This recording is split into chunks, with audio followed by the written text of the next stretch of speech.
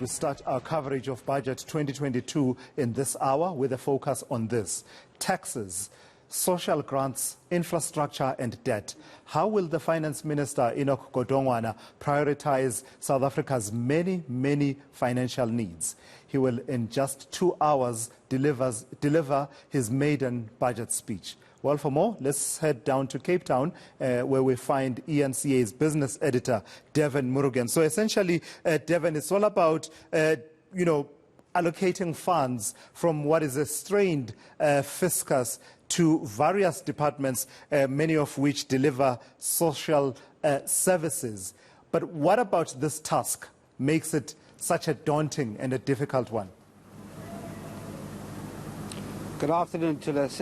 You're quite right. I mean, when you really break down at the heart of it, it's all about the money we have and how we allocate that money. You're quite right when you say we've got drying up coffers. Coffers have not been doing well for some time now, and the Finance Minister is in an unenviable position because he's got so many parts of government, so many parts of society that need this money. They need this money for exactly what you talk about, putting in more hospital beds, putting up the hospitals themselves. You've got policing that needs dire attention, and at the same time, as I said, the funds are drying up.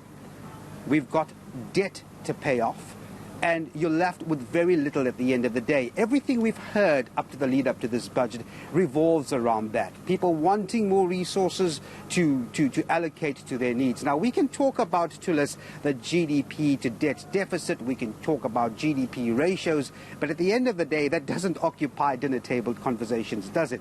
But it does play a very big role in how money is dished out. And what I mean by that is if the government continues to spend without generating more revenue, social services ultimately suffer. And this morning, Mary Metcalf, the former education MEC in Gauteng, put it quite succinctly. She says, if you take a look at just education, for example, where we have just enormous needs, both infrastructure and in the classrooms and on the policy front, debt is actually crowding out the funding to this enormously important sector. I wanted you to listen to how she explains why, if the government continues to rank up debt, money simply will be too little to allocate to a sector like education. Let's take a listen.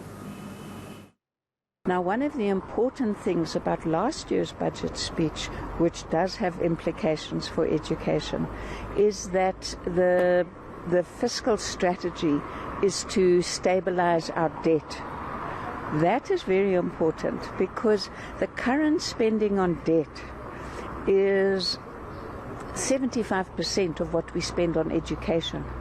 The more that we increase our debt, the less money will be available for social services.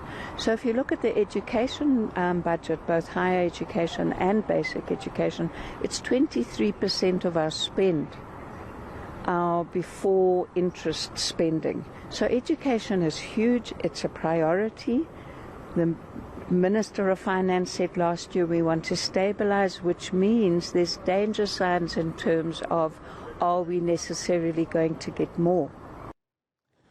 And that's a critical point that Mary Metcalf makes there, Devan, because in terms of the facts and figures, debt service costs now rank high up there within the top 5 of what we spend money on, alongside education and health and social security programs. So it's right up there, and 21 cents of every rand, revenue rand that government generates goes towards servicing debt.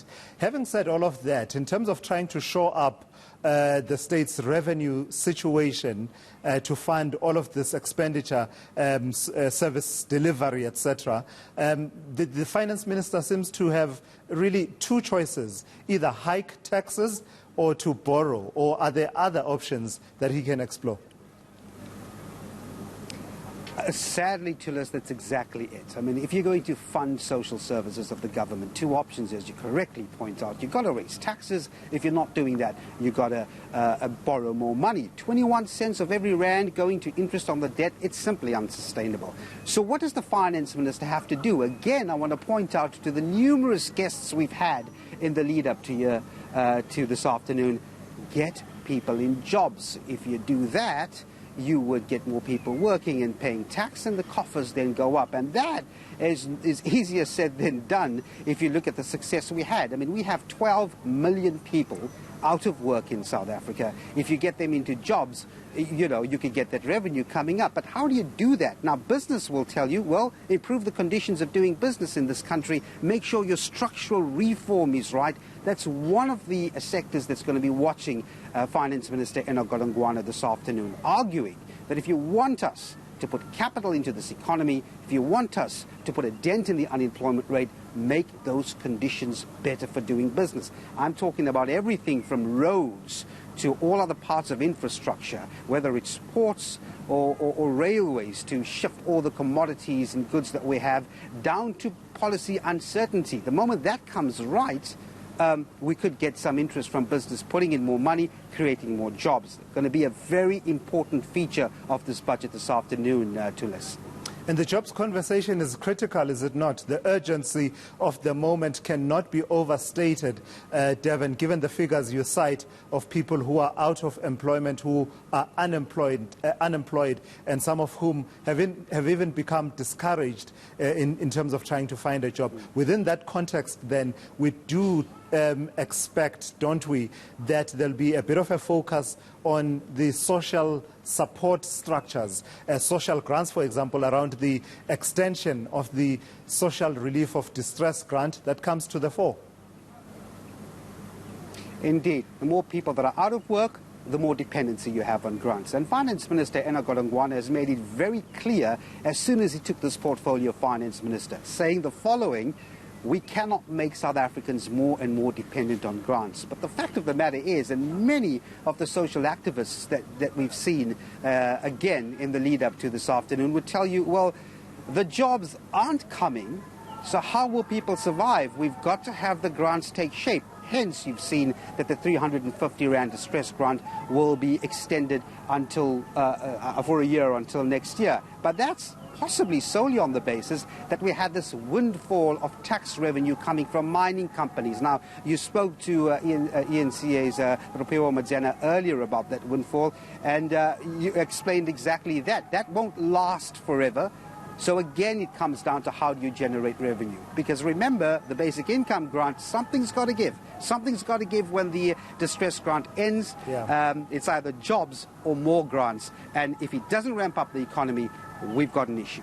And Devan, for me, as a parting shot from me, the thing about this 350 Rand social relief of distress grant, by the time it comes to its expiration date next year, it will have been in place for at least 2 to 2.5 years. It will have constituted, you know, some kind of an income support for really poor and marginalized people for that long. What do you replace it with at that point?